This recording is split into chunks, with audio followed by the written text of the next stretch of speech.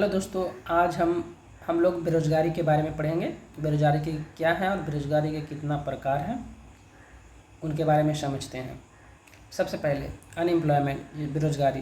बेरोज़गारी एक्चुअली होता है क्या है कि जब कोई व्यक्ति काम करने के लिए योग्य हो और इच्छुक हो लेकिन उसे रोज़गार ना मिले तो उसे बेरोज़गारी कहते हैं। उदाहरण के लिए मान लीजिए जैसे एक युवक बीटेक की पढ़ाई पूरी कर ली है और वह सॉफ्टवेयर इंजीनियर की नौकरी ढूंढ रहा है, लेकिन बाज़ार में मंदी या अवसर की कमी के कारण उसे महीनों तक कोई नौकरी नहीं मिलता है, तो कह सकते हैं कि बेरोज़गारी है।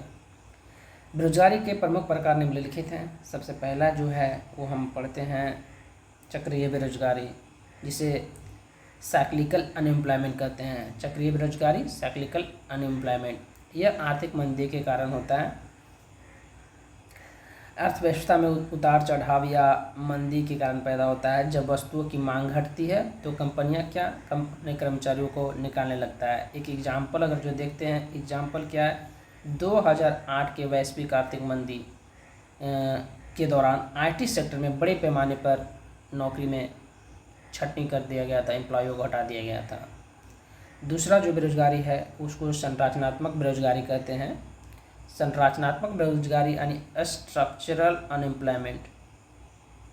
स्ट्रक्चरल अनएम्प्लॉयमेंट, हाँ अनएम्प्लॉयमेंट। स्ट्रक्चरल एम्प्लॉयमेंट है, यह अर्थव्यवस्था की संरचना में बदलाव या तकनीकी बदलाव के कारण होता है। किस में होता है? स्किल मिसमैच, तकनीकी बदलाव में के कारण होता है। जब कौशल और नौकरियों की मांग में मिसमैच होता है, जब कौशल और नौकरियों की मांग में मिसमैच होता है। उदाहरण के लिए अगर जो समझते हैं तो विकासशील देश में अक्सर ये सब ऐसा बेरोजगारी विकासशील देश में देखने को मिलता है। उदाहरण के लिए जैसे फैक्ट्रियों में ऑटोमेटिक मशीन आ जाता है। फैक्ट्री में क्या ऑटोमेटिक मशीन आ जाने पर क्या होता है कि हाथ से जो काम करते हैं, से जो काम करते हैं उन वैसे बेरोजगारों को बेरोजगार होना पड़ जाता है। तीसरा जो बेरोजगारी है वो घर्षणात्मक बेरोजगारी है, जिसे फ्रिक्शनल अनएम्प्लॉयमेंट कहते हैं।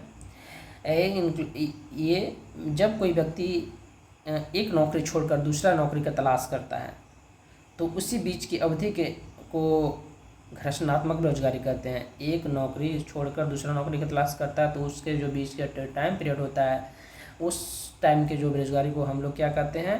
घर्षणात्मक बेरोजगारी कहते हैं। चौथा है जिसे मौसमी बेरोजगारी कहते हैं। इसका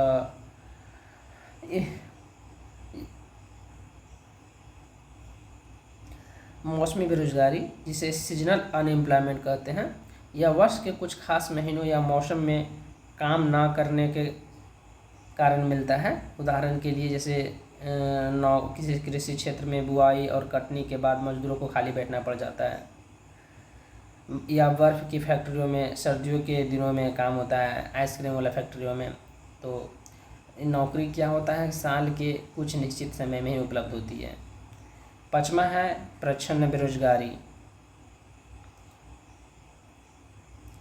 प्रच्छन्न बेरोजगारी, इसको छिपी हुई बेरोजगारी भी कहते हैं, डिसग्यूस्ड अनएम्प्लॉयमेंट भी कहते हैं। किसी काम में आवश्यकता से जब अधिक लोग लगे रहते हैं तो और उन लोगों को अगर हटा देने पर भी उत्पादकता अगर शून्य होती है तो ऐसे बेरोजगारी को हम प्रच्छन्न बेरोजगारी या डिसग्यूस्ड अनएम्प्लॉयमेंट कहते हैं। उदाहरण के तौर पर एक छोटे से कृषि खेत पर जहां 2 लोग की ज़रूरत है वहां पूरे परिवार के 5 सदस्य काम कर रहे होते हैं, जबकि 2 का ही आवश्यकता है। तो अगर 3 लोग को हटा भी दिया जाए तो हमें उसके उत्पादकता पर कोई प्रभाव नहीं पड़ेगा। तो इस टाइप की बेरोजगारी को प्रच्छन्न बेरोजगारी कहते हैं। तो मेरा वीडियो कैसा लगा आप कमेंट करके बताएं। अगर पसंद आता है तो लाइक और सब्सक्राइब करें। Thank you.